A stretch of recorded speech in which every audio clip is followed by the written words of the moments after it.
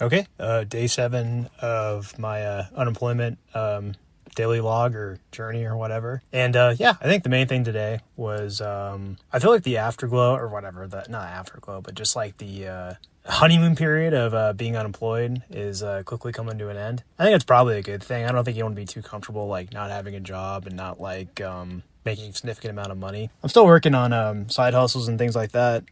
Those are going pretty well. I just got a payment for $900 for one of them. Just going into like basically my checking account, paying for my mortgage and also paying for credit card payments for the past month, which I should be okay, especially with the savings I did have and, the severance that I got like, I don't know, maybe a week ago. But one of the things I noticed, and this is totally just an aside, was I was on like my Coinbase account, just kind of looking at my crypto.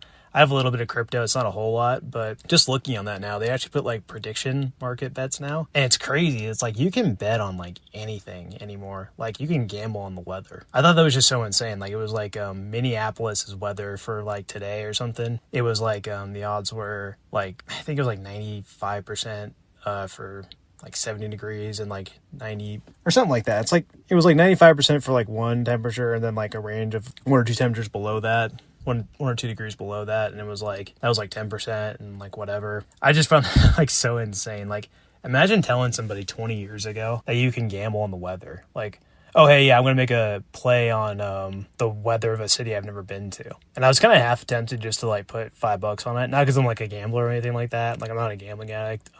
I do gamble like on occasion. I think we all do, really. If you want to break it down, you can be like, well, the stock market's gambling.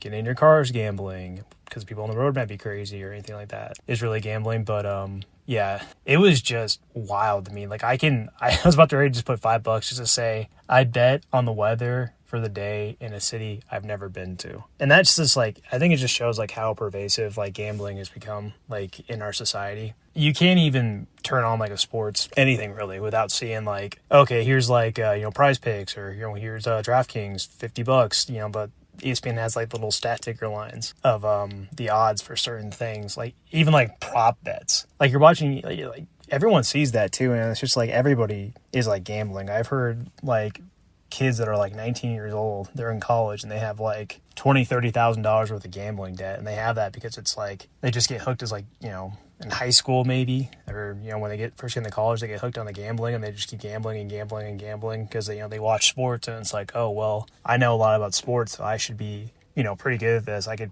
maybe get like 55 or 60%, then I'll be made and all that stuff and I'll be a millionaire or whatever. They hear the story of the one guy who is like, a millionaire from sports betting or something. And of course, these guys are millionaires from like sports betting, options trading, basically gambling and gambling adjacent activities. They're almost always like selling a book or a course of some sort, which I just find so like obvious and telling of like what their actual intentions are. And it makes me question if they even made the money doing the options or, whatever, sports betting like they say they did. Because like if they did, it's like, well, why are you trying to sell a course? Like everyone's trying to like get rich quick, and I'm no exception to that. And I think like being unemployed, it kind of just opens your eyes to like, you kind of start feeling that desperation. I mean, I don't really feel that. I probably wouldn't feel that for months and more likely years, even if I didn't find anything. But like, I could see how someone could get into like a bad spot financially, and then they would be like, oh man, I gotta start gambling. I gotta hit it big. I gotta hit the jackpot because I see all these people on Instagram and they're rich. And then I see this guy who made $2 million, $3 million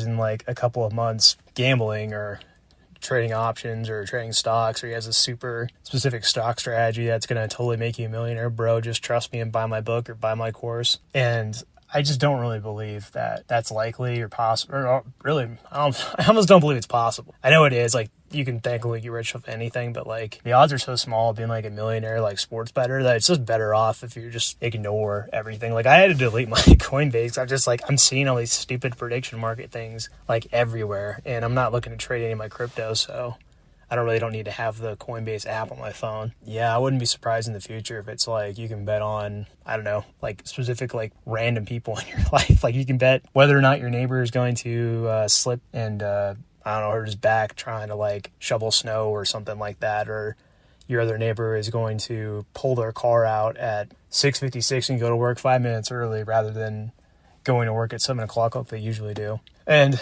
I don't know, I guess like are you really going to stop people from gambling? I mean, even like Pokemon. Like I used to, when I used to work like a week ago. Like a week ago when I had a job, I used to go to Fred Meyer, and Fred Meyer has like those Pokemon vending machines, and I would always see people like lined up at those Pokemon vending machines, like when they restock, like 5 or 10 deep, because I always somehow went when they restocked, because it was always at like around lunchtime when I go there and get my lunch and then leave and go back to the office. And it's just like buying Pokemon packs and like opening them, that's just gambling. I like being on YouTube, I see tons of those videos, and it's always like some guy saying, hey, you should open it, keep it sealed, and it's like I don't know, a base set pack, and it's like $500,000, and they maybe extract like $100 in value of it. I actually saw a video where a guy compared lottery tickets to Pokemon cards, and the lottery tickets were actually a better expected value than the Pokemon cards were. So Pokemon cards are even worse than gambling. So I guess there's a moral story there. It's don't gamble on Pokemon, don't gamble in general, unless you can afford it, I guess. And don't get comfortable being unemployed.